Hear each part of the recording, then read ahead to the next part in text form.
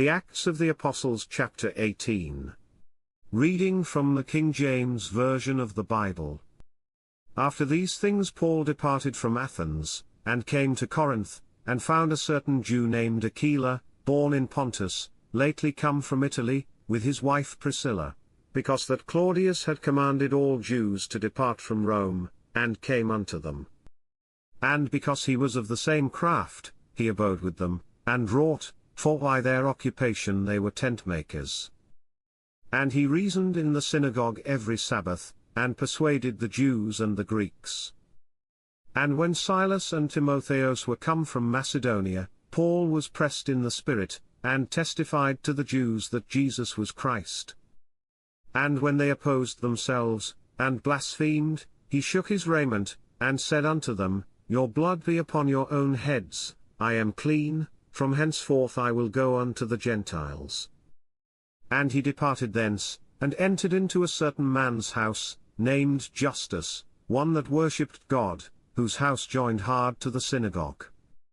And Crispus, the chief ruler of the synagogue, believed on the Lord with all his house, and many of the Corinthians hearing believed, and were baptized. Then spake the Lord to Paul in the night by a vision, Be not afraid, but speak, and hold not thy peace, for I am with thee, and no man shall set on thee to hurt thee, for I have much people in this city. And he continued there 1 year and 6 months, teaching the word of God among them. And when Gallio was the deputy of Achaia, the Jews made insurrection with one accord against Paul, and brought him to the judgment seat, saying, This fellow persuadeth men to worship God contrary to the law. And when Paul was now about to open his mouth, Gallio said unto the Jews, If it were a matter of wrong or wicked lewdness, O ye Jews, reason would that I should bear with you. But if it be a question of words and names, and of your law, look ye to it, for I will be no judge of such matters. And he drave them from the judgment seat. Then all the Greeks took Sosthenes, the chief ruler of the synagogue, and beat him before the judgment seat. And Gallio cared for none of those things. And Paul after this tarried there yet a good while, and then took his leave of the brethren, and sailed thence into Syria, and with him Priscilla and Aquila, having shorn his head in Cenchrea, for he had a vow. And he came to Ephesus, and left them there, but he himself entered into the synagogue, and reasoned with the Jews.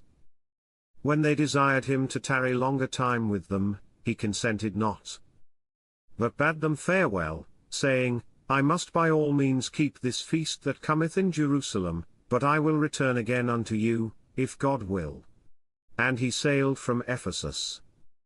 And when he had landed at Caesarea, and gone up, and saluted the church, he went down to Antioch. And after he had spent some time there, he departed, and went over all the country of Galatia and Phrygia in order, strengthening all the disciples. And a certain Jew named Apollos, born at Alexandria, an eloquent man, and mighty in the Scriptures, came to Ephesus.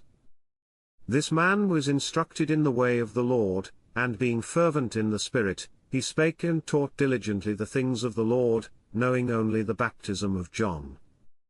And he began to speak boldly in the synagogue, whom when Aquila and Priscilla had heard, they took him unto them, and expounded unto him the way of God more perfectly. And when he was disposed to pass into Achaia, the brethren wrote, exhorting the disciples to receive him, who, when he was come, helped them much which had believed through grace, for he mightily convinced the Jews, and that publicly, showing by the Scriptures that Jesus was Christ.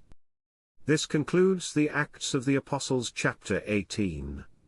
God bless you with love and abundance.